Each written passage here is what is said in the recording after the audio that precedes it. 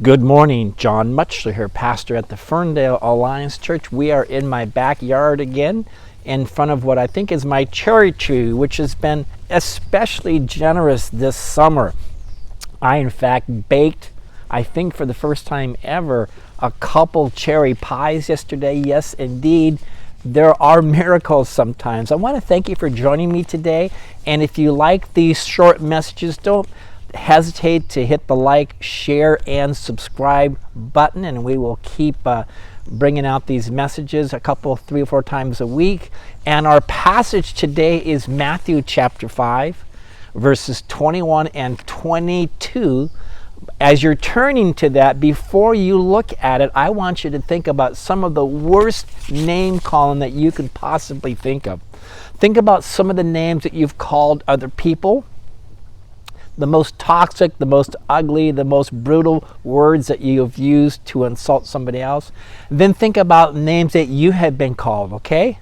And then finally, just to expand the group a little bit more, think about things that you've heard on TV or you hear other people using, just the strongest, most insulting words that you've heard that are directed towards people that you have a great dislike for, not affectionate terms, but insulting terms. I want you to write down or at least note 2 or 3 of them. And if you need to hit the pause button on this video for a few seconds, go ahead and do that, and then we'll come right back and talk about what those names might mean.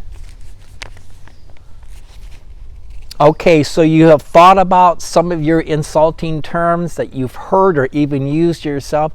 I am just curious. I want you to note how many of those terms relate somehow to a human body part, a part of the human body. Now, I wrote down a few here that are rather common, and I hope I don't get in trouble by using some of these words on this video, but words like butthead, dork, putz, dick, those last 3, dork, putz, and dick, all refer to a male body part. And isn't it ironic that when we want to belittle somebody, we will use words that each of those words refer to human body parts that are quite remarkable and full of mystery in terms of how they work and how essential they are and how they perform their assigned duties and functions amazingly. These are, ironically, these words that we use to insult people are parts of the human body that are incredibly essential. You don't think they're essential? Would you want to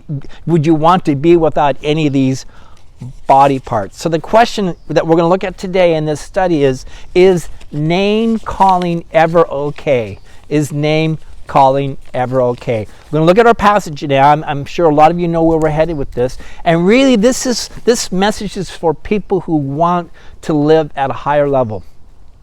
This is a message regardless of your religious affiliation. You find something in Jesus Christ that you admire and respect. And oddly, even non-Christians admire Jesus, how he lived and what he taught.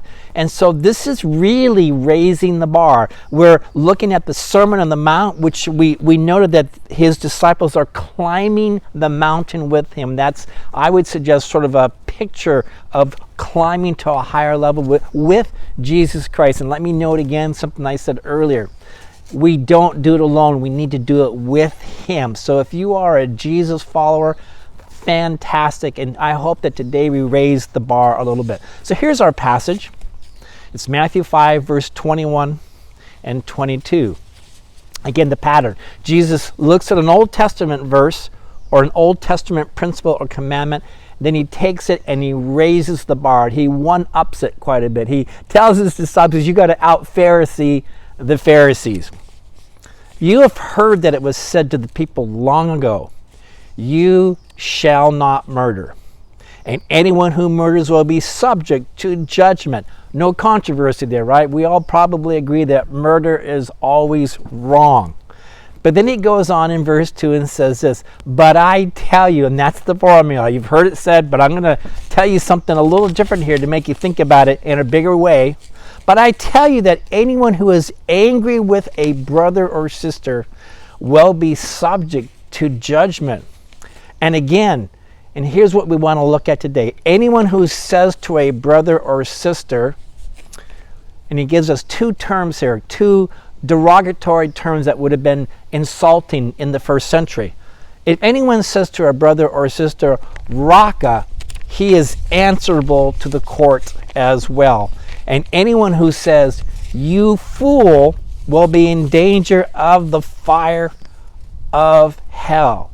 So calling somebody Raka or calling somebody you fool, you will be in danger of the fire of hell. So I would suggest that Jesus takes name calling very seriously. And there are two words that are used here.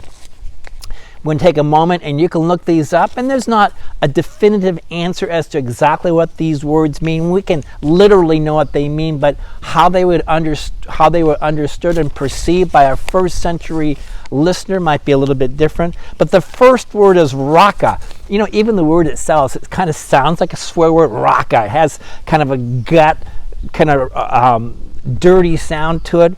And it really means empty-headed or a dummy. And I like to use the modern idiom, you knucklehead. You knucklehead. Again, there's another common phrase that has to do with a couple body parts. You Raka, you knucklehead, okay? That's probably what it means. But the second word is probably easier to understand. Translated, you fool. In the Greek language, you can read it yourself, it's the word moron, which means you goof, you fool, you stupid person, you idiot, or you moron. And we hear that said, you are such a moron, or he is such a moron. That is what that's the word that Jesus is using there. And he says, if you use a word like that to describe a fellow human being, what does he say? Anyone who says moron, I'm looking at verse 22, you will be in danger of the fire of hell.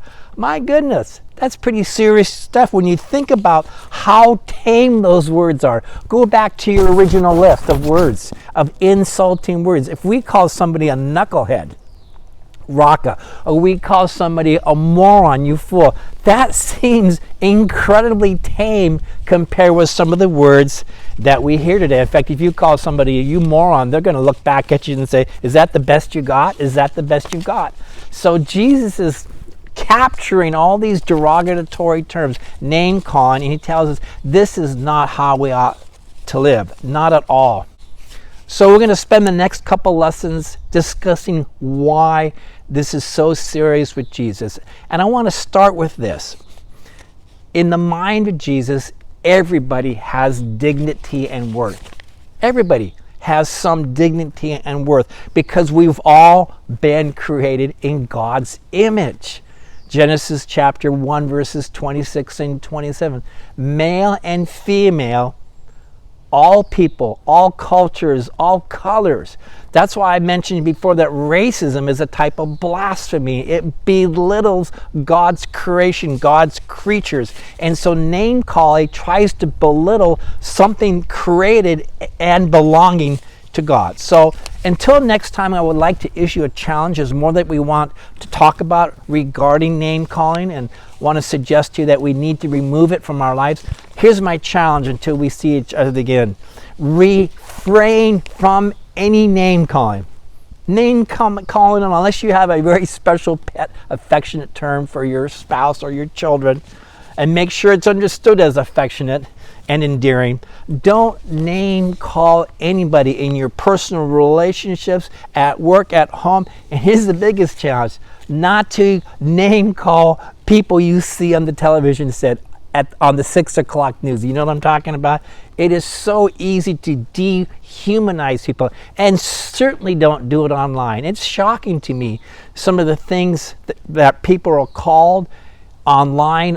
People think somehow it's okay to do that. And granted, my goodness, and I love it. We have the First Amendment. The First Amendment allows me to make videos like this and express my views. But don't use the First Amendment, I can say what I want, as an excuse to do something that's dehumanizing and dishonoring. So my encouragement and challenge until we meet again is see if you can refrain from any name calling at all, and then note what happens to you when you do that. How you problem solve differently, how your relationships will change, and how you will have a better, can I say it, God's eye view. God's perspective on your fellow human beings. So until next time, God bless you and God keep you. May He make His face shine upon you, and may He give you sweet, affirming words to your fellow man and fellow woman. I'll see you next time.